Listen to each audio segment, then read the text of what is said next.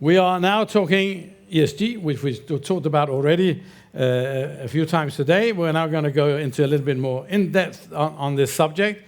And we have a panel of panels, the top experts in this field, and in many other fields as well. So I will just very quickly introduce the people that will join me here on the panel. And when I've introduced them all, then we'll applaud them and they'll come up on the stage. That's how it'll work. Okay, so the first one I want to introduce, which is Juan Carlos, who we've already seen this morning. No, not before everybody's... you cannot get the staff these days. So Juan Carlos I've already introduced, so I won't bother with that again. You're old friends now. We welcome Luis Rodriguez, who is Director of Startup Braga, the innovation hub of Braga, and it's a real pleasure. It's a very different concept. For a small place, they have already been nominated as the 7th best accelerator in Europe by the Financial Times, dedicated to support tech-based companies in different areas or different fields like economy, medtech, biotech, etc., and sustainability. He has advised many startups, including the advisory board of Startup Portugal. Very interesting to listen to him in a second. Then we have Gregor Kadanka, who many of you know, is the head of Mondial Group, leads a lot of different entities in that, and he has a long, distinguished career in tourism and travel industry. He is somebody who knows how important it is to give back to the industry. So he's had more positions than I have time to mention, but including the president of the Austrian Travel Agency Corporation and the chairman of Trade Association of Travel Agents in Austria, and also giving back to LCC, being for 8 years members of the advisory board. He has really developed the Mondial Group, which was originally started back in the 60s as a family-owned and has now significantly expanded its footprint across Europe. And he had lots of interesting insights into how to develop the environmental side of the business. We have Susanette Duran Arocha, who has come to us from Panama. She is the travel trade manager of Visit Panama, which is the destination marketing organization for the country. A lot of extensive experience. She's a young lady, so I can't say how many years she's been in the business, but she has been some years. So she brings a lot of knowledge and experience, and has also worked in the airline industry. She worked for Air Canada for a number of years, and even for the Lufthansa Group, which is a group we've all heard about before. But now she's back to her love of life, namely Panama, and working, with the travel agencies, and she's really bolstering the country's presence in the key leisure markets. So specialize in this area, and of course, Panama is a leader also in the environmental area. We have Mariana Moraes, who you've all seen already many times on the stage and running around and organizing everything and making sure that we are all very happy. She is an event organizer specializing in Portugal for 10 years now, very proud of everything that goes on here and crafting the experiences that we will experience later on in the afternoon. She loves Portugal. She loves the excellence that Portugal offers. And came from the Porto Convention Bureau and has been in other DMCs, travel agencies, and now established her own DMC, so she really knows a lot about what goes on in this area. I think that was all. So welcome to the stage.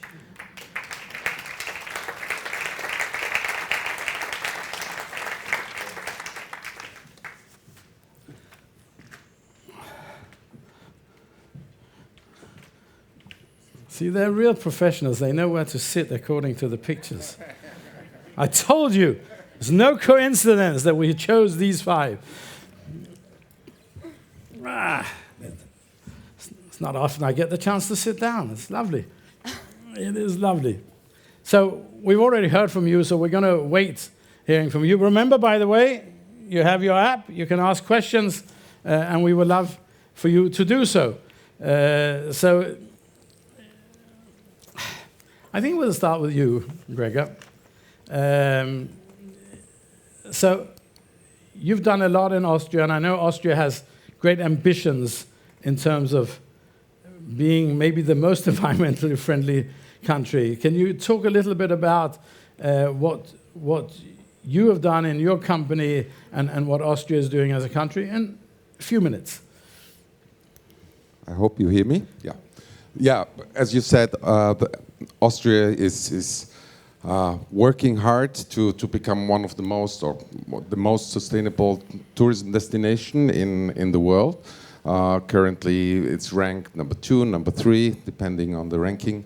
And which Austria was also very quick was to establish one of the first eco-labels for tourist products. That was in the mid of 2000, so 2005, 2006.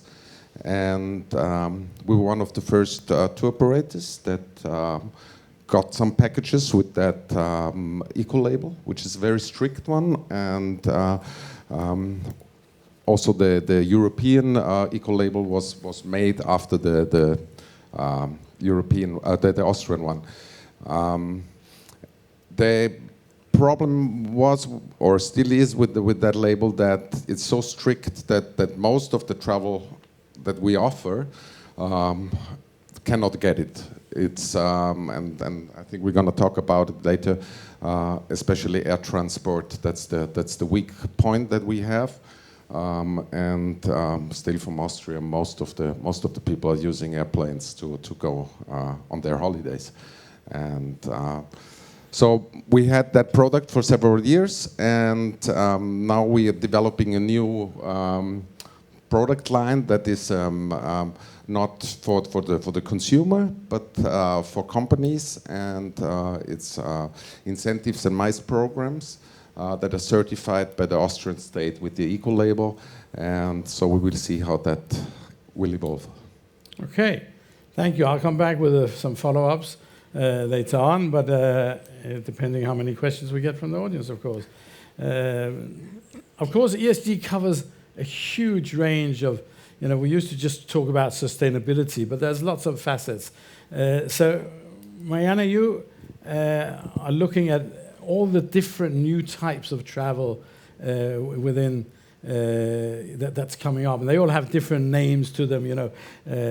Bleisure and Gen Z, and all the different vocations. Is this something that you, in terms of what you're doing here, is focusing on, and how are you developing this? So in our side, and I guess I speak for all small, medium-scale DMCs, we do not work directly still, I don't say no to the future, with, for example, workations. Leisure is, yes, something that we work, business and leisure, incentives, for example, that we do a lot in our company in Portugal, but not workations, and this is actually a struggle to us because they book directly, they book online. And we need to stay up with the trends and maybe start thinking of developing something more digital to attract this kind of market to book with us directly and not go directly to the final supplier, let's say, so the hotel, the activity they want to do in the country. Is it something you're selling through the travel trade? Because obviously, I mean, you have to say yes because the travel trade is sitting here, but you're working with the travel trade to develop this. Exactly. Very good. Okay, Louise, I was intrigued when I read about your concept and the success it's had for a small region. And we've already seen in many ways, both we heard from the mayor yesterday and this morning from Filippo, we heard about Braga sort of really being much bigger than it actually is in so many ways. So how have you achieved the success of the startup exercise, and how important is sustainability in that exercise? Okay, so first of all, thank you so much for the invitation. It's a pleasure to be here. So the municipality decided to create Startup Prague as its innovation hub 10 years ago. So to be closer to innovation, to promote technology, to facilitate this innovative approach in different sectors, namely in tourism, namely in sustainability. Initially, we defined 3 innovation verticals, so digital economy, medtech, and nanotechnology as the 3 core innovation verticals that we were working at. So we, from the very beginning, defined this differentiated approach and specialized strategy to establish this innovation ecosystem. And I think that this is one of the reasons why in some way we succeeded during these last years. So when it comes, we want the startups to look at us when it comes to medtech or to nanotechnology or to sustainability or to digital economy or to biotechnology, and to look at Startup Prague as a reference partner for them to validate their business ideas, to develop pilot projects with the industry established in the region, and so on. So across or throughout these 10 years, we developed different initiatives, from pre-acceleration or ideation programs in partnership. It's not working. Okay, so we developed different ideation and pre-acceleration programs in partnership with the higher education institutions, namely the University of Minho. And as you may understand, in a city with more or less 200,000 inhabitants, having a university with a community, with an academic community of 25,000 people, it plays a major difference. So having the universities, not only the University of Minho, but also the Catholic University and the Polytechnic Institute of Cabo and Ave as 3 of our core strategic partners, it's very relevant, but also to work very closely into the different industries. So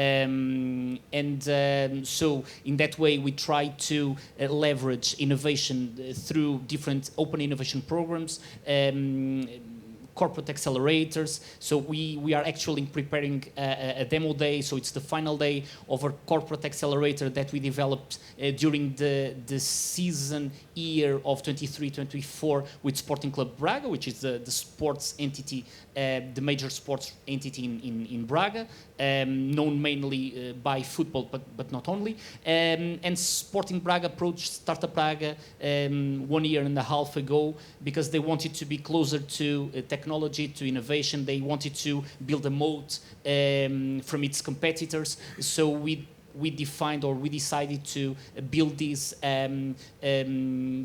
co-created accelerator or corporate accelerator for them to be closer to startups. And they strategically defined 4 innovation verticals within the sports industry. So health and performance, fan engagement, football and sports, and smart venue.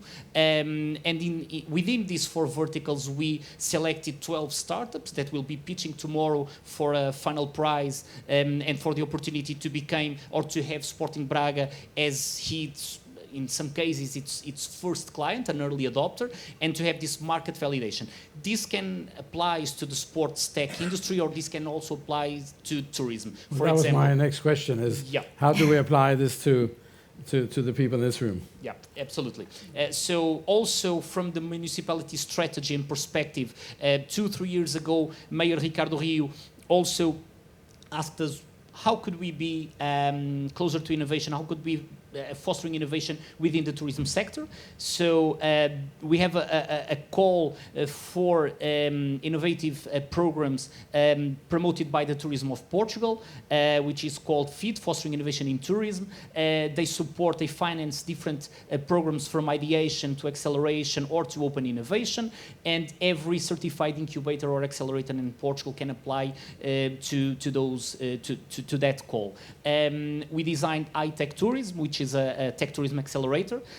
So we try to screen projects that aim to optimize business operations, that foster or direct tourists to less demanded territories or seasons, that promote smart and sustainable mobility, projects that are dedicated to provide the tourism sector with data and insights. So we already developed 2 editions of this high-tech tourism program. And within this program, we not only want to upskill those startups and those entrepreneurs that apply to this program, but also to promote some pilot projects to foster innovation within the tourism sector. Okay. One little follow-up question, but very short answer. Is this all state-funded? Not all state-funded. I would say 50% funded by the municipality and 50% with Private equity. Private equity. Yeah. Okay, good. Thank you. If you can pass the microphone to Susanna. So we've heard about Panama quite a lot, and we had a fam trip to Panama, which I heard was a great success. So you're also, like Mariana, is a little bit about talking about the different types of holidays that you're developing. Has that really taken off in Panama, the pleasure and vacations, etc.? Yes, good afternoon, everybody. First of all, thank you, Lufthansa City Center, for having this amazing summit. Panama as a destination, we are in this trend of workation, leisure. And for example, for the workation, we have a visa that you can apply if you work remotely. You can stay in your country, for example, for 9 months, and you can apply for this visa, and you can work and travel at the same time. So this is to encourage people to come to our country to work and travel. So it gets you the opportunity to stay for 9 months, and and you can apply for 9 months also, so you can stay up to 18 months in our country. So this is very important because we see a lot of people traveling around the world with this new lifestyle. We see a lot of entrepreneurs, remote officers, and people who are aiming to travel the world and work at the same time. So we have this opportunity for those travelers. And also in terms of leisure, we offer as a country incentive. So people, so corporate and incentive groups that wants to hold their events in Panama, we offer incentives so they can take advantages of experiences and also travel the country after they end their conventions and their business meetings and so on. And yes, we are very prepared as a country and think we are following the new trends. And this is like all the destinations have to follow the new trends and be prepared of the changing needs of the travelers nowadays. Well, you need a diversification in what you're offering. I mean, because different audiences want different things. Yes, but we have what travelers need because we are a very diverse country. So, for example, if you are more into culture, if you are more into oceans, or you're more into rainforest, bird watching, I think Panama has a complete offers in terms of tourism. And since it's a very small country, you can travel around. It's very easy by car or by domestic flights. So you can stay at the city or you can move around. So it's very safe also. So, and we have the facilities and the hotels have Wi-Fi everywhere. So it's very easy to work and travel at the same time. You're getting the promotion in. Should we try the other mic and give to Juan Carlos, or one of the mics at least? Yeah, sure. Yeah, that's fine. That one, that's fine. So I wanted to ask you as a little bit of a follow-up from this morning in terms of research. If you're doing any research into the environmental studies and what, how the governments are helping or hindering the development of tourism, because there's so much talk about what tourism is costing on the environmental front, although it brings lots of other benefits. Have you looked into this at all in terms of your research, or is it something you're thinking of doing? So we actually conduct a lot of research. This topic is still, let's say, new in a way that UN Tourism has not started looking into, okay, what's been done. What we are looking at the moment is how we can create a framework where all the countries or all destinations can measure how sustainable they are at the moment and then be comparable against each other. For example, using parameters like what's the consumption of water that destination in a destination that is generated from tourism, or what's the level of circularity that there is in a destination from waste in hotels that goes back into other activities in the tourism sector. So that's something that we're doing at the moment, but we also receive a lot of data from other sources, for example. And we have mixed feelings about what's happening in terms of sustainability. When we look on the consumer side, for example, we see that, as I told you before, when you give the option to a tourist, for example, a traveler to click on option to offset their carbon footprint when they are booking a flight, there's a small percentage that actually use that feature. On the other side, we also look at what destinations are doing. And we see destinations, for example, Austria or many other, Mallorca in Spain, that are quite advanced in terms of applying more green practices, offsetting, putting together circular models in tourism that are able to not only give back, but regenerate the harm that has been done. That's also a trend that we are seeing in terms of regenerative tourism, when tourists actually go to the place to try to put back together what was damaged at some point. And regarding what you were mentioning, at the end, the panel is ESG, right? And we talk a lot about the E part, environment, but S refers to society. And we're also looking into things that are happening there. Very recently in Spain, many of you might have heard, we had 2 large demonstrations in 2 destinations that have been known in Europe for ages, Mallorca and Tenerife. And that's the same that, for example, here in Oporto, you get people protesting against the production of wine.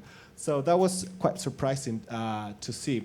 So we expect that there will be quite some pressure on destinations to fix the society part, especially in mature destinations. And I think that's important for travel agents. Why am I saying this? It's because destination will be most likely after the high-end tourist. And that's the tourist that comes through travel agents. So we foresee that destinations will be after travel agencies a lot more, probably. And at the end, there will be a, offer-demand mechanism to regulate what's happening in destinations. Prices will go up, and at the end, the high-end tourism will be the one that will be most welcome and will be able to travel to the most demanded destinations. We'll talk a little bit about luxury travel, and I noticed on your charts this morning how there was a big difference between how many visitors and how much they spent. And of course, you like the ones that spend a lot. I thought the Majorcans were only protesting against the Brits coming and not everybody else. But I wasn't quite sure about that. But I did see the protest. We've heard a little bit, and if you pass the mic to Gregor, we've heard a little bit now about support from the states and I mean from the governments for tourism in many ways. And I'm sure that also goes in Austria, or is that the case also? Do you feel that what the state is doing, is it supporting or hindering you in what you're doing in terms of tourism? I think, and thank you for the question, but I think that in most destinations, the state or the local authorities see tourism only as the inbound tourism. So that's what they're looking at, because it brings money to the country or to the region or to the town and city. So and for travel agencies, they tend to also look to people going outside of the country, and normally this is not what governments support so much. But coming back to your point with the acceptance of tourism in a town, and we see that also in Austria, and there's maybe 2 examples. One of them most of you know is Hallstatt. which is probably now one of the most visited small towns in the world. And since they don't have many hotels, people come there for the day, but they don't leave any money there. So the acceptance in that town is, very low. And on the other hand, you have towns like Ischgl, which have something like 600, 700 inhabitants and 20,000 hotel rooms. And people come there for higher-end skiing. And the acceptance there is 99%. So you see, it's not the number of people coming to a destination, but the money they leave there. And so that's, I think, also a problem in places like Venice or Dubrovnik, where people coming for the day, not spending money in the destination. I think this is a discussion that we will see in some destinations. That's interesting. I mean, I was also interested in this, you were talking about when people have to tick off if they want to offset the carbon, and very few people, to be honest, do that. Are you finding that more and more people are asking you to be environmentally friendly in your offerings, or is it something we think that they care about but they don't really care about? It depends. I mean, this carbon offsetting, I think this is something that is still a problem for the whole industry because, first of all, it's quite hard to measure the impact. If you take flying and you have different platforms or different data origins, they come to different results. And I think this is a credibility problem. And again, then so you have the data is not very good and it's not standardized. So we have to work as an industry on that. And on the other hand, the offsetting is somehow not the best way, I think, and people feel that. And we should really work harder to eliminate the source and not then go and offsetting. And I think the problem there is still, because we were talking about that, people think that flying or cruise ships are a big carbon emitter, which is, it is not. Yeah, it's if you ask people that 25% they say it's the impact of carbon from flying and cruise ships. And in reality, we're talking about 2%, maybe 2.5%. Again, there the data is not very clear. But the problem here is, I think, that while in most other sectors the carbon emissions are going down, or you can see the way how it's going down. So cars or energy production and things like that, you have a downward trend. And in the air industry, it's the other way around. So from 2%, it's many say that 2050 it might be 25% if nothing is done. And we don't really have a way yet to go. Well, there's a lot of experiments, isn't there, taking place on the biofuel and lower or more efficient. Yeah, but we have electric cars on the street, but still no really a lot of biofuels in the air. No pilotless planes yet. No. Mariana, I mean, when you get requests from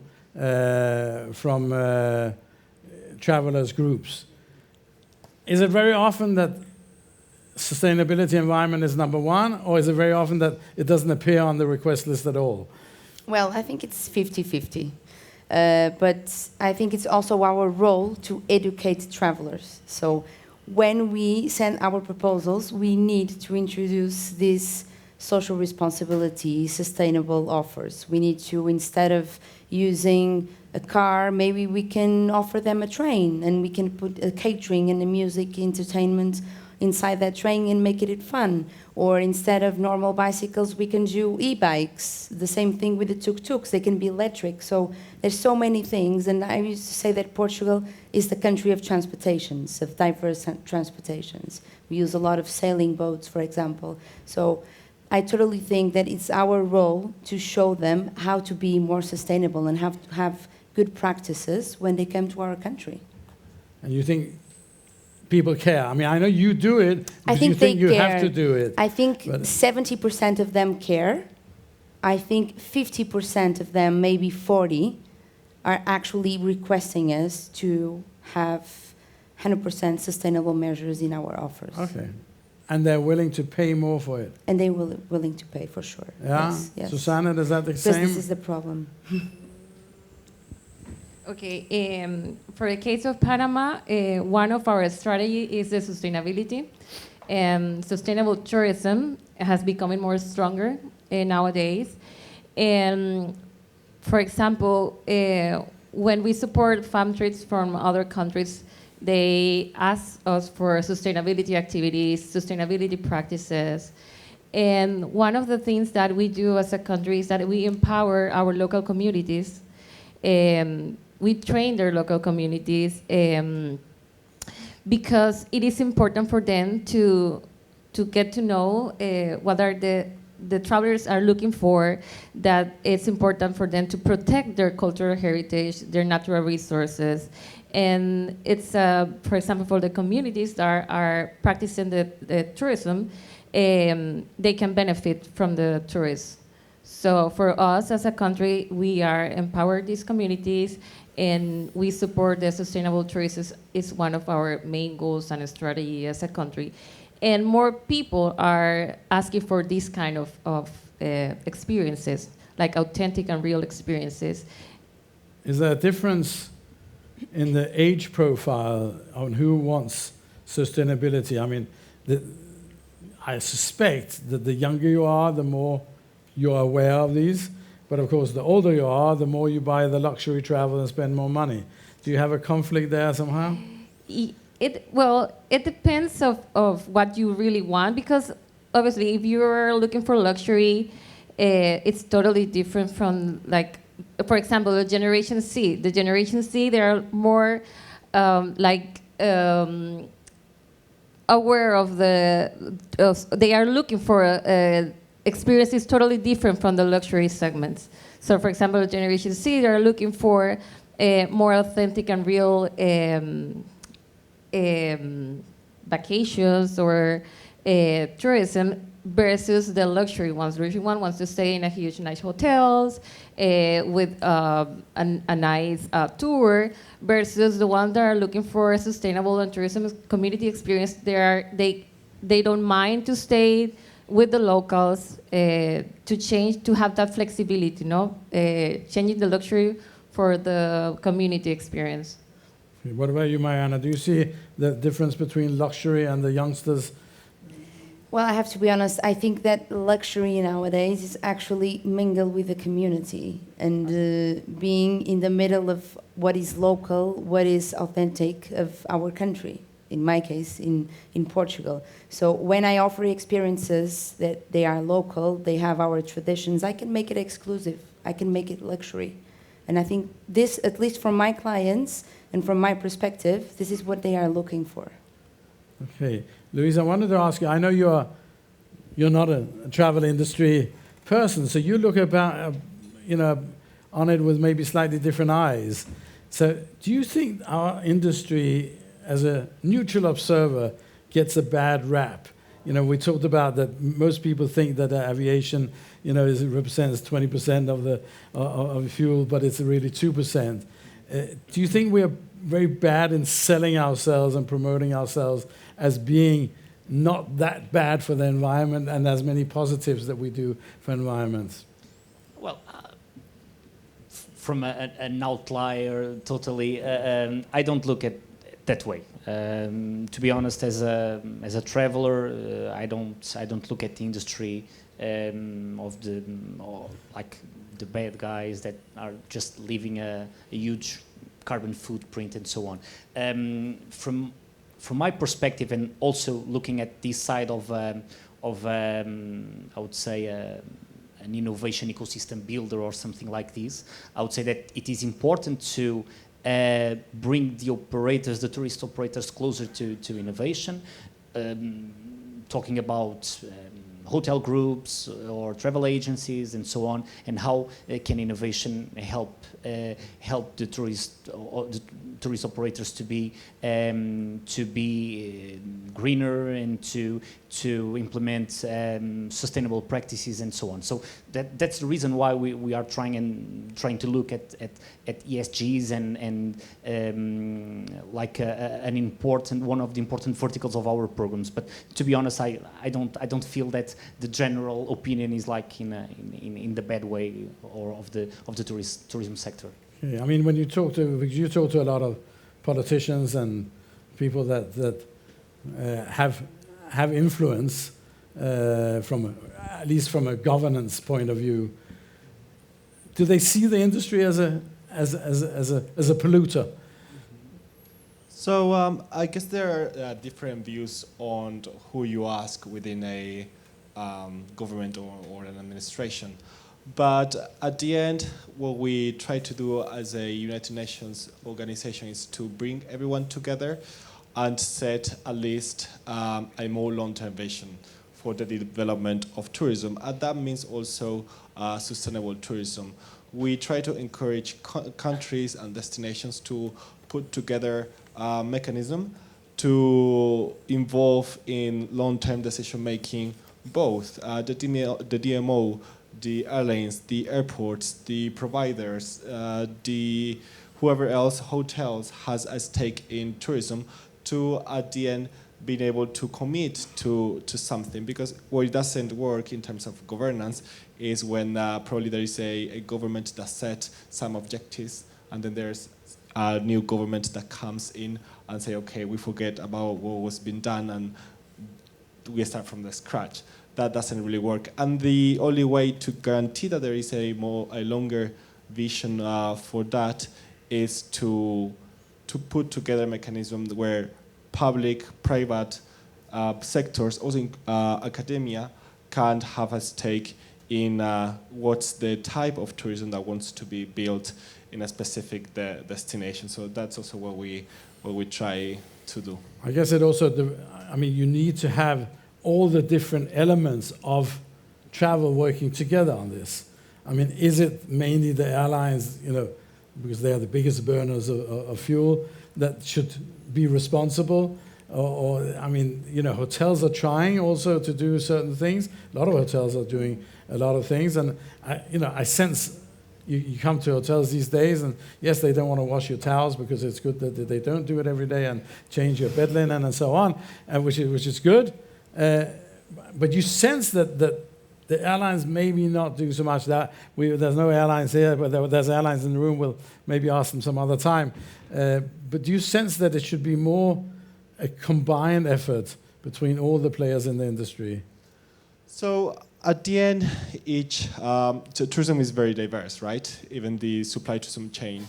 And you see that in each part, there is an effort being done. When we talk about airlines, there's been investments being done in SAF, Sustainable Aviation Fuels, and that's their part. Then when you look at hotels, you see all everything you were mentioning, and also how they start consuming or offering more zero-kilometer products.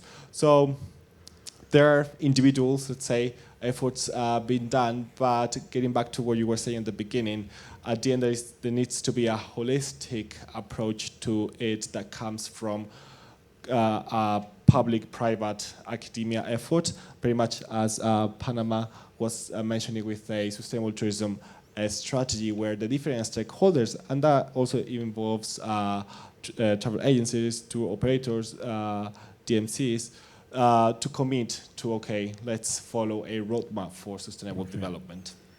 Greg, I was interested. We've heard this morning from Felipe, and you mentioned about certification.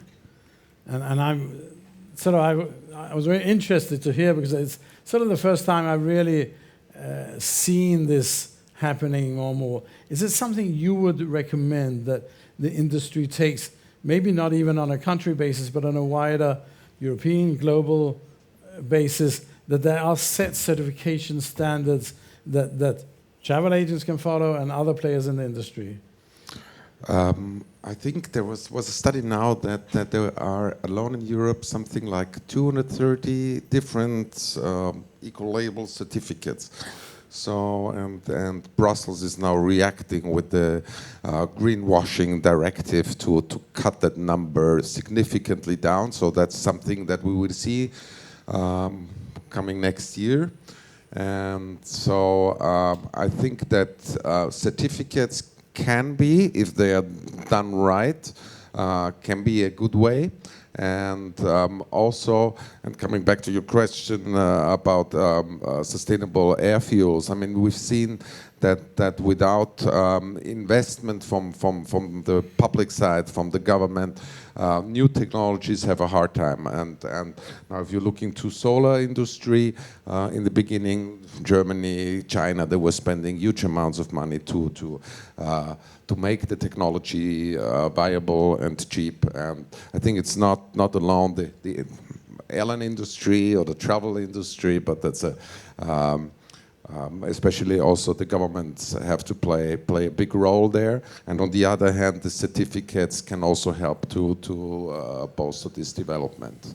And I think in many regions, many countries, and we always have to say, and maybe we don't sell that enough, how important tourism is as an economical factor, as a job motor, and especially also for development of certain regions.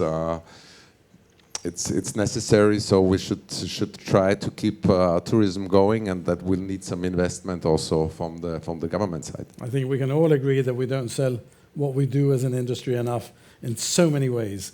We're getting towards the end, so I'll ask a last question of each one of you, and short answers. So we'll start from Susanne, really talking about what I want to know from each one of you, if you have one thing that you're really proud that either your company or your country has done in terms of sustainability, or one great piece of advice for the people in this room that they should go back and do immediately to help in this area. Okay.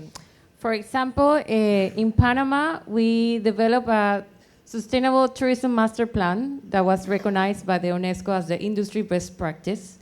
And this is like, we align the industry, the public and the private sector with a main goal. So we have this sustainable master plan that it was made in 2020 to 2025, and definitely we're going to extend it. And this was created to align the industry and the government, because it happens that every 5 years when the new government enters, all the countries' promotion strategy and sustainable practices disappear because it doesn't align with the new minister, with the new government. So this master plan was created just to avoid that, to have the industry align for one goal, for one strategy, and is to really do something for the country, like to create a specific goal, a specific strategies, and all can align to this strategy and do their brand platform. Okay, it's a great idea for everybody to take on board. Yeah. Louise, any wise words for our audience on what one thing they should do in terms of this area? I would say that, at least from our perspective, the important thing is to gather different stakeholders at the same table. For example, when we are trying to foster innovation, we have to be able to gather innovators, entrepreneurs, and startups, but obviously the experts from the industry, and in this case, the tourism operators, the public entities. And so how can we address and how can we answer the challenges, in not only the innovation challenges, but the challenges of the business itself in this journey. So that we can foster innovation in the way the industry needs and they are expecting. Okay. Diana. Well, I have no doubt that Portugal is running towards the best ESG partnerships with our suppliers. We are having more and more, as you've seen from Philippe this morning, certified partners with green stamps, hotels, transportations. Everyone is doing this. But I have to be honest, I have to say that I'm actually very proud, because in our company, in Clube Viajar, we are one of the only agencies that actually have huge concerns on sustainability and social responsibility. We just don't only have the certifications. We are actually doing some measures externally, but especially internally. So we gather all of our team and we participate in clothing distribution and collection campaigns, food as well. We actually measure our energy and water consumption. We do recycling programs. We use as less paper as possible and use digital. This is really concerning to us, so I can proudly say that we are doing our best. And the small steps make, together, we can shape a better future for tourism. Beautiful, thank you. Yeah, I would like to somehow to follow Mariana, because I think the one thing is to get your people on board in the company, and it's over the last years maybe one of the challenges we haven't talked about is getting the right employees and getting them motivated, and I think that's the right way to do it. There's so many good ideas in your teams, and it's additional motivation to work for a company that is doing good. I think that's also great. And finally, very short. So from the tourism side, we are working on an exciting project to create the very first framework for ESG applied to tourism. It's quite an effort because more than 160 countries need to come together and agree to say, okay, what's sustainable in terms of tourism. But we are moving into the right direction. And for sure, this framework will include guidance for the sector, for travel agencies to apply more sustainable practices, and that for sure will be shared with everyone. And the other thing that I wanted to mention is that we might have consumers, travelers, that might not want to go for the sustainable option. But in that regard, travel agents play an important role to put it forward to them to say, okay, do you want another option? It's the job also of the travel agent when they sell their products. So since you were mentioning, okay, what can we do when we go back home? Maybe this is a good option to start thinking, okay, what are the options that I can offer to my client to make at the end the tourism sector more sustainable? Great. So we have, in 5 minutes now, we heard you need to build a plan, we need to cooperate, we need to certificate, we need to bring the staff with us and motivate them and show internally in the company social responsibility and set the example. We need global togetherness, and we should be selling it to our clients.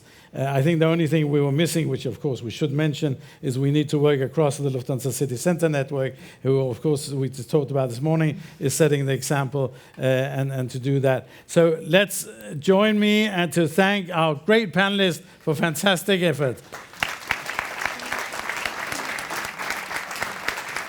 Thank you.